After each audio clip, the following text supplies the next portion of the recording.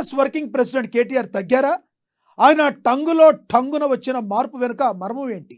అసెంబ్లీలో ఎన్నికల ఓటమి తర్వాత ఒక మాట, పార్లమెంట్ ఫలితాల తర్వాత మరో మాటతో కేటీఆర్లో మార్పు వచ్చింది అనుకోవచ్చా? అంటే అవును అనే సమాధానం వస్తుంది. ఇప్పుడు కేటీఆర్ ఆచితూచి అడుగులేస్తున్నారా? తప్పులను గులాబీ నాయకుడు ఎక్కడ గుర్తించారు?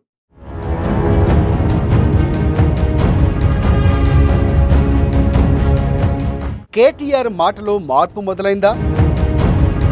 ఫలితాల్లో తామే తప్పు చేశామని ఒప్పుకున్న కేటీఆర్, రాజకీయంగా చిత్తైన బీఆర్ఎస్ వ్యూహాలు, తెలంగాణలో బాబు రాజకీయాలు చేయొచ్చని టాక్, గతంలో తెలంగాణ బీఆర్ఎస్ అడ్డాగా మార్చిన కేసీఆర్ ఇప్పుడు ఎవరైనా రాజకీయం చేయొచ్చని మాటలు.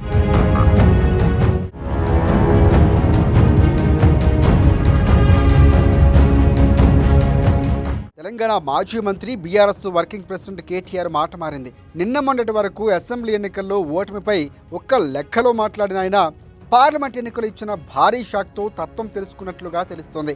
గతంలో తమది అసలు ఓటమే కాదని అనేక అనుమానాలు ఉన్నాయన్న అదే ఆయన ఇప్పుడు దిగువస్తున్నట్లు ఆయన టంగు చెప్పేస్తుంది. అదే సమయంలో ఒకప్పుడు చంద్రబాబు పైన, టీడీపీ పైన నిప్పులు చెరిగిన కేటీఆర్ వారి విషయంలోనూ మాట మనసు రెండూ మార్చుకున్నట్లే కనిపిస్తోంది.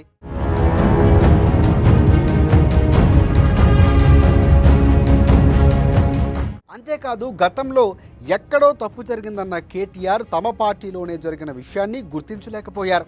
ఎవరిపైనో నెపం వేసేందుకే ప్రయత్నించారు. కానీ తాజాగా మాత్రం తప్పులు తామే చేశామని ఒప్పుకున్నారు కేటీఆర్. అంతేకాదండోయ్, ప్రజలు కూడా తప్పు పట్టలేమన్నారు. రకరకాల కారణాలు ఉన్నాయని అంటూనే ఆయన చేసిన వ్యాఖ్యలు బట్టి రాజకీయంగా బీఆర్ఎస్ వ్యూహాలు చిత్తాయి. ఇప్పుడు మళ్ళీ భూమార్గం పట్టినట్లుగా స్పష్టంగా అర్థమవుతుంది. అంతేకాదు, గత వైఖరిని కూడా కేటీఆర్ స్వయంగా తప్పుపట్టుకోవడం ఇక్కడ వచ్చిన పెనుమార్పుగానే చెప్పుకోవచ్చు.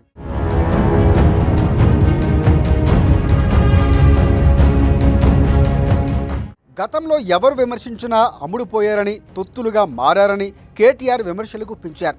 కానీ ఇప్పుడు రాజకీయాలు వెళ్ళిపోతుండడం, నాయకులు వెళ్ళిపోతూ ఉండడం, పార్టీలో కేడరు కూసాలు కూడా కదులుతూ ఉండడం, పార్లమెంట్ ఎన్నికల ఫలితం ఇచ్చిన భారీ దెబ్బ, ఇలా వరుసగా షాకుల మీద షాకులతో కేటీఆర్ యాటిట్యూడ్ సమూలంగా మారిందని, ఆయన టంగు కూడా టంగుగా మారిందని కూడా అంటున్నారు పరిశీలకులు. నిజానికి చెప్పాలంటే తామేం చేసినా కరెక్ట్ అంటూ కేటీఆర్ గతంలో చెప్పేవారు. తమకు తెలవదా ఏం చేయాలన్నో అనే మాట కూడా ఆయన నోటింటి ఎప్పుడూ వినిపిస్తూ ఉండేది. కానీ ఇప్పుడు మేం తెలుసుకుంటామనే మాటలు కూడా జారిపోయాయి.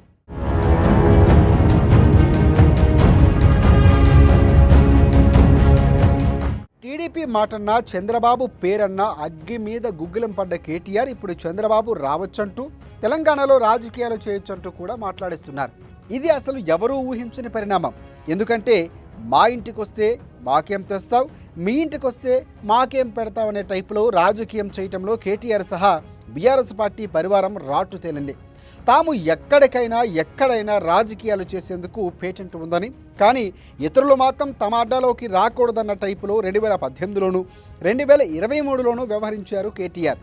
కానీ ఇప్పుడు అనూహ్యంగా మార్పు వచ్చింది. ఏది ఏమైనా ప్రజా తీర్పు మహిమేనని చెప్పుకోవచ్చు.